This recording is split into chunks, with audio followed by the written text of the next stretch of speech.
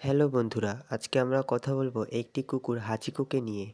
Hachiko হলো সেই সকল কুকুরের মধ্যে অন্যতম যারা তাদের মালিকের প্রতি আনুগত্যের জন্য বিখ্যাত। হাচিকো এমন একটি কুকুর ছিল যার গল্প শুনলে যে কারো হৃদয় কেঁদে ওঠে।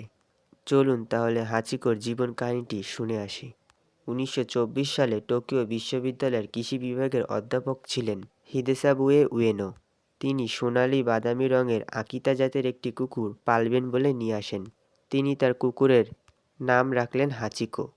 হাচিকো কুকুরটির মালিক প্রতিদিন তার কাজে যেতেন, কিন্তু তিনি ফিরে আসার সময় তার কুকুর হাচিকো শিবুয়া স্টেশনে তাকে নিতে আসতো।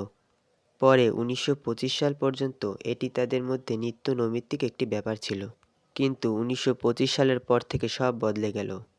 একদিন হঠাৎ হাচিকোর মালিকের মস্তিষ্কে রক্তক্ষরণ হয় এবং তিনি মৃত্যুবরণ করেন। সেদিন তার আর স্টেশনে ফেরা হয় না। কিন্তু সেই স্টেশনে তো হাচিকো তার মালিকের অপেক্ষায় ছিল। পরবর্তীতে 9 বছর 9 মাস 15 দিন এবং কি প্রত্যেকটি দিন হাচিকো তার মালিক উয়েনোর ফিরে আসার অপেক্ষা করত। যখনই ট্রেন আসতো তখনই হাচিকোকে সেই একই জায়গায় বসে থাকতে দেখা যেত, যেখানে সে তার মালিকের অপেক্ষায় থাকতো। এইভাবে অনেক দিন কেটে যায়। এমনকি আশেপাশের লোকরাও তাকে চিনতে শুরু করে যে একটি কুকুর তার মালিকের অপেক্ষায় সারাক্ষণ স্টেশনে বসে থাকে। এইভাবে দিন যায়, মাস যায়, এমনকি বছরও কাটে।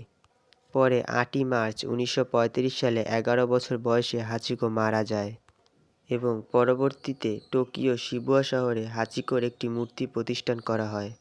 এইভাবে কুকুরটি আমাদের শিক্ষা দিয়ে যায় যে মানুষের থেকে পশু পাখিরা তার আপন লোকদের বেশি মনে রাখে। এইভাবে হাচিকো আমাদের শিক্ষার মাধ্যমে তার ইতি ঘটায়।